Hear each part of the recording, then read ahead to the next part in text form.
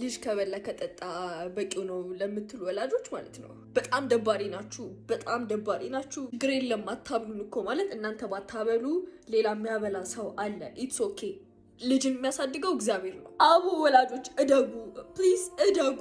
በጣም በጣም ሕፃን ናችሁ፣ በጣም አላደጋችሁ። እንዴት ልጅን ማሳደግ እንዳለባችሁ አታውቁም ማለት ስላበላችሁ ስላጠጣችሁ በጣም ቢግ ዲል ይመስላችኋል። በጣም እና ኢትስ ኦኬ ቆሎ ይብላ ችግር የለም ግን ፍቅርን አስተምራችኋል። እናንተ ጥላቻችሁን፣ ዛቻችሁን፣ እንዴታችሁ ልጆቻችሁ ላይ የተወጣችሁ ግን እኛ ካደግን በኋላ ስለ ራሳችን የሚሰማን ስሜት እየተመታ እንዲሆን ያደረጋችሁት እናንተ ናችሁ። ኦኬ እና እኔ ታዳጊ ወላጆች ብያችኋል።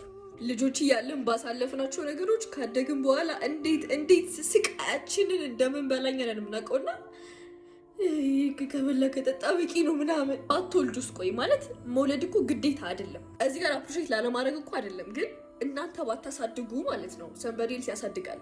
መንገድ ላይ ተጥላ የተገኘች ልጅ አድጋ ምናምን የሆነ ሰው አሳድጓት ዛሬ ላይ የሆነ ቦታ የደረሰቻለች እና ማለት በእናንተ በኩል ስንመጣ ማለት ነው ይህን ያህል ባሪያችሁ ይህን ያህል የሆነ ነገር ማድረግ የለባችሁም። ኃላፊነት ሰጥቷችኋል። ልጅን የሚያሳድገው እግዚአብሔር ነው እና ኃላፊነት በጣም በጣም በጣም ገና ናችሁ።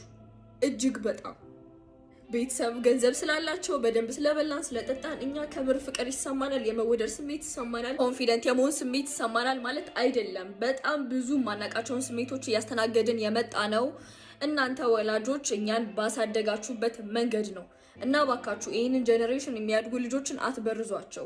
ፍቅርን መስጠትን፣ ፍቅር ማስተማርን ማለት እናንተ አሁን ላይ እንዲኖረኝ ይፈልጋሉ ብላችሁ የምታስቡትን ነገር እናንተ ሂል አድርጋችሁ ሂልድ የሆኑ ልጆችን ውለዱ። ካልሆነ ወይ አትውለዱ፣ በቃ አትውለዱ፣ ይቅርባችሁ። እና እባካችሁ በሽታችሁን ለግላችሁ ያዙት። እኛ ላይ አጠምጥሙብን። እኛ ጤንነት ነው የምንፈልገው፣ እኛ ሰላም ነው የምንፈልገው።